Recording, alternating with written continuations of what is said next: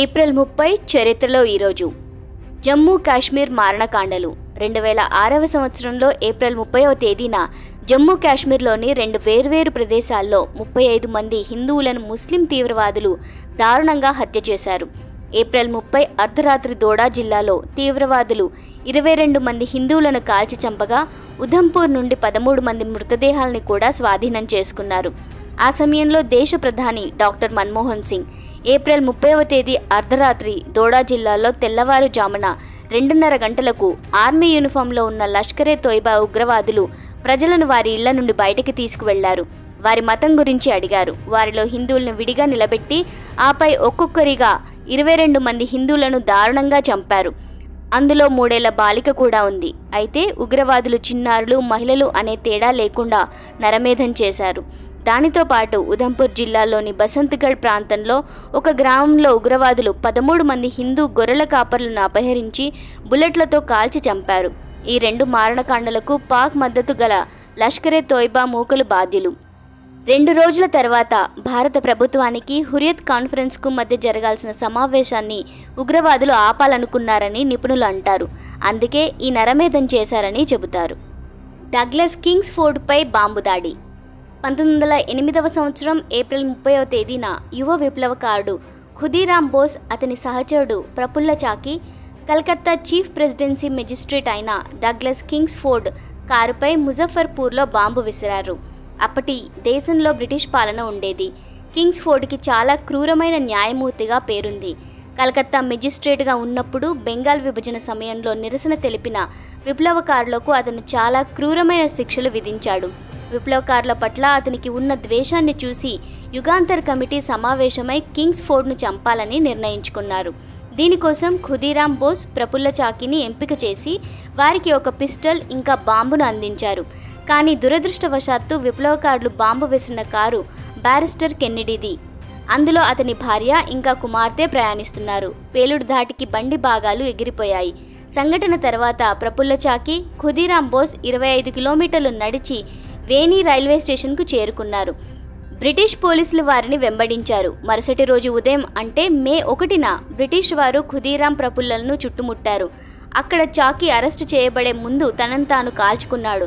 ఖుదీరామ్ అలా చేయలేకపోయాడు. ఆ తర్వాత 1908 ఆగస్టు 11న కేవలం 18 ఏళ్ల వయసులో ఉరితీయబడ్డాడు.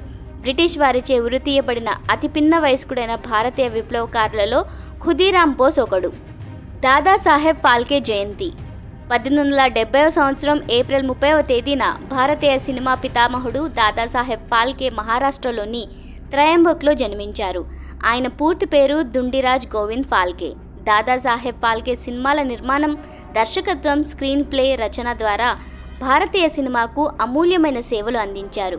అందుకే ఆయనకు ఫాదర్ ఆఫ్ ఇండియన్ సినిమా అనే బిరుదు కూడా లభించింది. మే 1910లో Dadasaheb Phalke the life of Christ చిత్రాన్ని వీక్షించారు. ఈ చిత్రం ఆయన ఆలోచనని మార్చింది. థియేటర్లో కూర్చుని సినిమా చూస్తున్న దుండిరాజ్ గోవింద్ ఫాల్కే చప్పట్లు కొట్టి యేసుక్రీస్తు వంటి భారతీయ పౌరాణిక పాత్రలపై కూడా సినిమా తీయాలని నిర్ణయించుకున్నారు. అతని ప్రతిజ్ఞ భారతీయ సినిమా మొదటి చలనచిత్రం రాజా హరిశ్చంద్రకు జన్మనిచ్చింది. ఈ సినిమా చేయడానికి ఆయన తన ఆస్తినంతా పణంగా పెట్టాడు. ఆ రోజుల్లో సినిమా తీయడం అంత తేలికైన పని కాదు. ఈ సినిమా కోసం తన భార్య నగలు, ఆస్తులను కూడా తనఖా పెట్టాడు. ఎన్ని కష్టాలు ఎదురైనా దాదాసాహెబ్ ఈ ఘనత సాధించారు. మే 3, 1913న భారతీయ చలనచిత్ర చరిత్రలో మొట్టమొదటి చలనచిత్రంగా రాజా హరిశ్చంద్ర సామాన్య ప్రేక్షకుల కోసం విడుదలైన రోజు వచ్చింది. సినిమా హిట్ అయింది. తర్వాత సంవత్సరం ఈ చిత్రం లండన్లో కూడా విడుదలైంది. రాజా హరిశ్చంద్ర మొదటి భారతీయ చలనచిత్రం, అలాగే పూర్తిగా భారతీయ చిత్రం. అయితే అప్పటికి ఇంకా ఆడియో కనిపెట్టలేదు కాబట్టి రాజా హరిశ్చంద్ర మూకీ చిత్రమైంది. 19 సంవత్సరాల తన కెరీర్లో దాదాసాహెబ్ ఫాల్కే మొత్తం 95 సినిమాలు, 26 షార్ట్ ఫిల్మ్లు తీశారు. గంగావతరణ్ ఆయన చివరి చిత్రం. భారతీయ సినిమాకు దాదాసాహెబ్ చేసిన చారిత్రక సేవల కారణంగా భారత ప్రభుత్వం 1969లో ఆయన గౌరవార్థం దాదాసాహెబ్ ఫాల్కే అవార్డు ప్రారంభించింది. ఈ అవార్డు భారతీయ సినిమా అత్యంత ప్రతిష్టాత్మక అవార్డుగా పరిగణిస్తారు. జస్టిస్ ఫాతిమా బీబీ జయంతి 1927వ సంవత్సరం ఏప్రిల్ 30వ తేదీన సుప్రీంకోర్టు మాజీ న్యాయమూర్తి ఫాతిమా బీబీ కేరళలో జన్మించారు. 1989లో ఈ పదవికి నియమితురాలైన తొలి భారతీయ మహిళ ఫాతిమా బీబీ.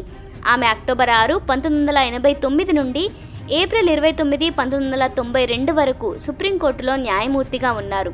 సుప్రీంకోర్టు న్యాయమూర్తిగా పనిచేసిన జస్టిస్ ఫాతిమా బీబీ ఏప్రిల్ 24, 1992న పదవీ విరమణ చేశారు.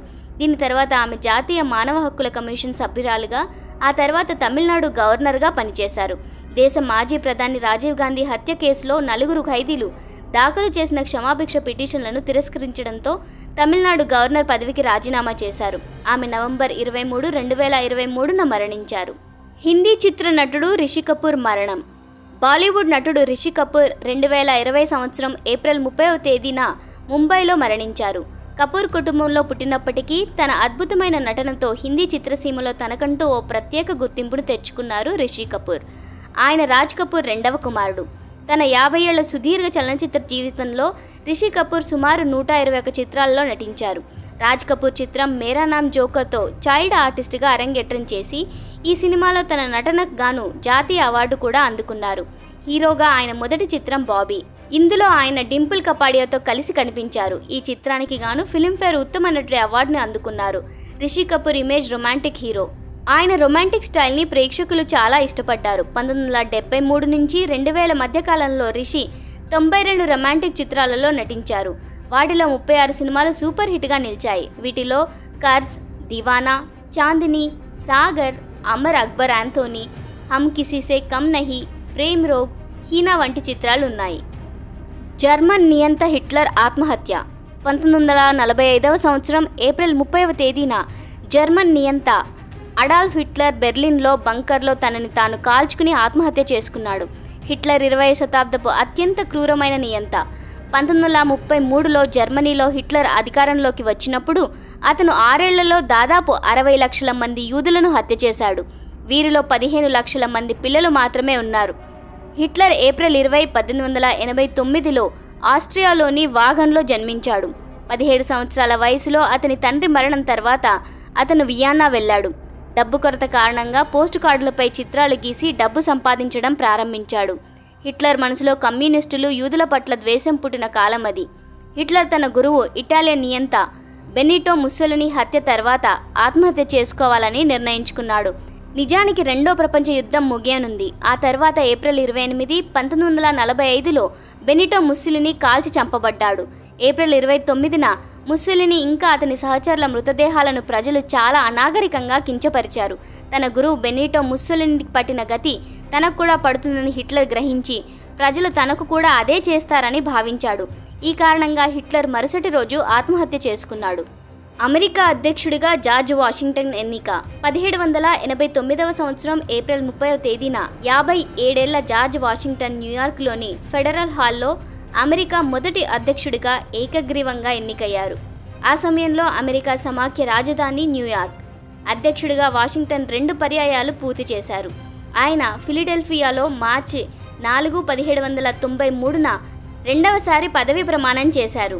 జార్జ్ వాషింగ్టన్ తన 2 పర్యాయాల్లో అమెరికా అధ్యక్ష పదవిని బలోపేతం చేయడానికి అనేక ముఖ్యమైన చర్యలు తీసుకున్నారు. 1710లో ఆయన మొదటి కాపీరైట్ చట్టాన్ని ఆమోదించడం ద్వారా పుస్తకాలు, మ్యాపులు, ముఖ్యమైన పత్రాలను సంరక్షించారు. అదే సంవత్సరంలో ఆయన నివాస చట్టాన్ని కూడా ఆమోదించాడు. దీని ప్రభావంతో జార్జ్ టౌన్ సమీపంలో పోటోమాక్ నది ఒడ్డున సమాఖ్య రాజధాని స్థాపించబడింది. తర్వాత దీనిని వాషింగ్టన్ డీసీ అని పిలిచేవారు. జార్జ్ వాషింగ్టన్ హయాంలో డాలర్ అధికారిక కరెన్సీగా గుర్తించబడింది.